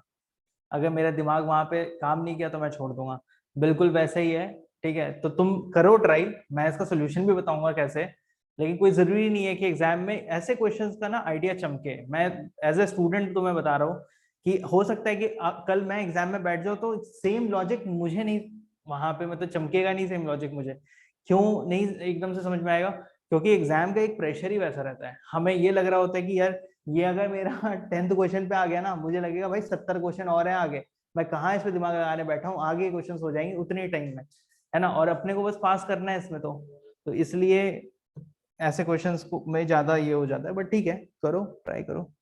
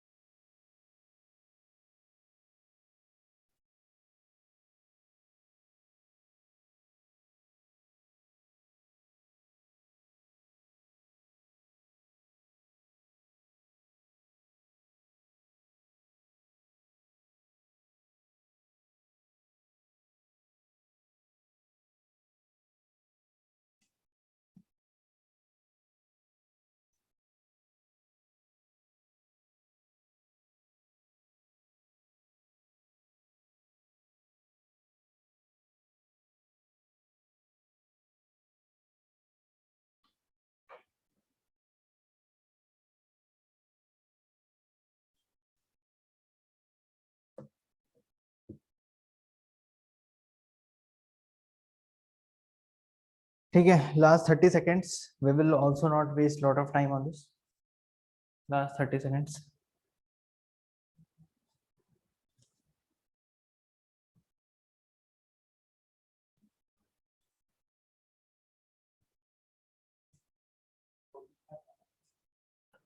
45 आ रहा है, हाँ। यश का आंसर 45 आ रहा है। चलो ठीक है, स्वास्तिक आंसर 36 है, 45 यश का, देख लेते हैं।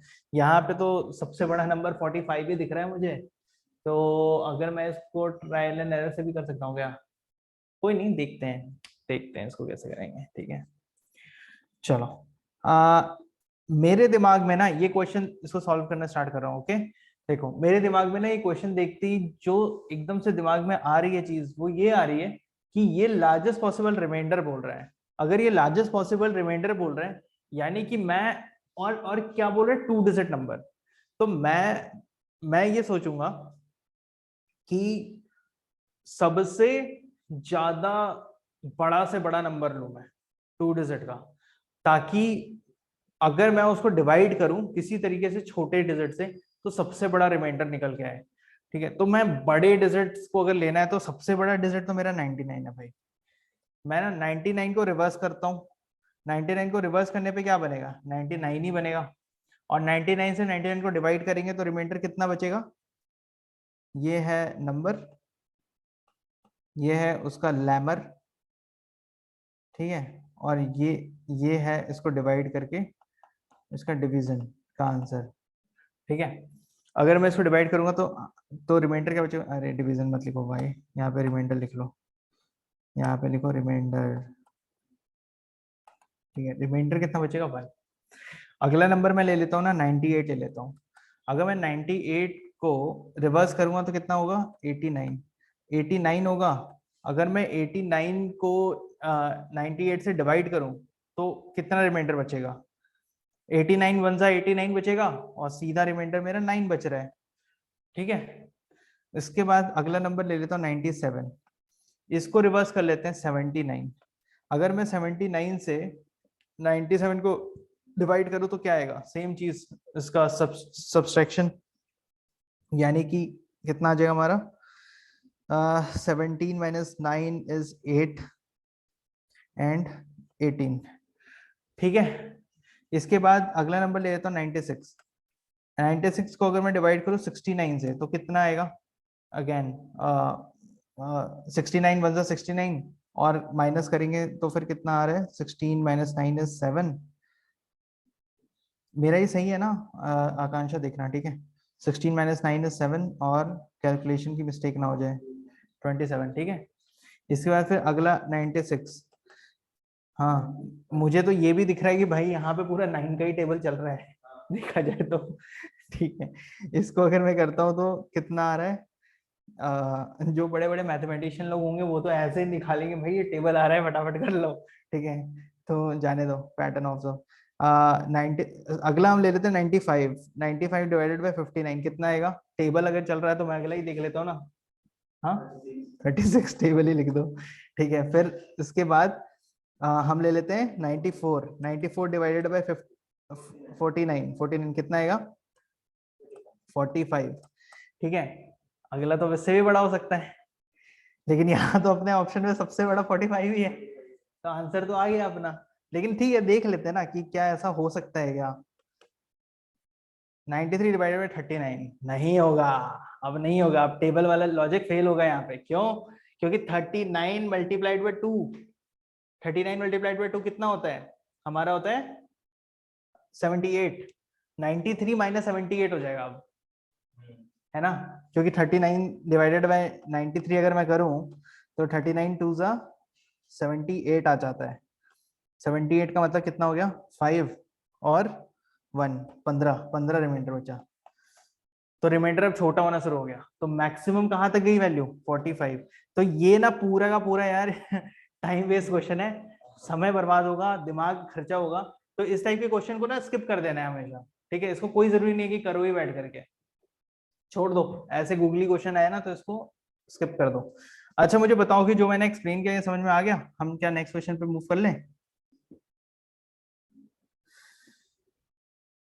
चलो ठीक है, एक काम करते हैं, इसके आगे के जितने क्वेश्चंस हैं ये सारे क्वेश्चंस बिल्कुल हमने जो पहले किए हुए हैं उसके जैसे ही क्वेश्चंस हैं। मैं आज का सेशन यहीं पे एंड करता हूँ, ठीक है। This was the last question of the day. इसके आगे के नंबर सिस्टम के क्वेश्चन आप लोग खुद करना, और अगर कोई डाउट हो तो आप मुझे नेक्स्ट लेक्चर में वो बताना कि कौन से डाउट्स हैं, तो हम एक काम करेंगे कि हम उन डाउट्स को ले लेंगे। साथ में, ठीक है। तो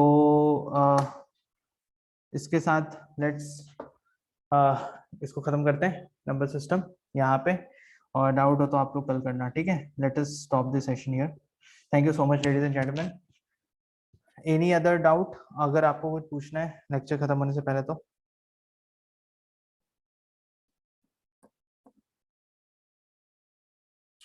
ठीक है, thank you so much sir. If possible you can extend. नहीं यार पॉसिबल नहीं है, मुझे भी ना ऑफिस जाना है एक्चुअली तो मैं तो अभी निकल जाऊंगा, बट सैटरडे का क्लास, हाँ ठीक है ना, वो हम कर सकते हैं। सैटरडे का क्लास बिल्कुल एक्सटेंड कर सकते हैं, कोई दिक्कत नहीं है। जितना देर तुम रखना चाहो रख लो मुझे सैटरडे को। चलो फिर, okay thank you so much everyone. हाँ ठीक है, लास्ट क्लास डाउट सेशन ठीक है, ले लेना फैजान, कोई दिक्कत नहीं है, हम कर लेंगे उस चीज़ का। चलो थैंक यू।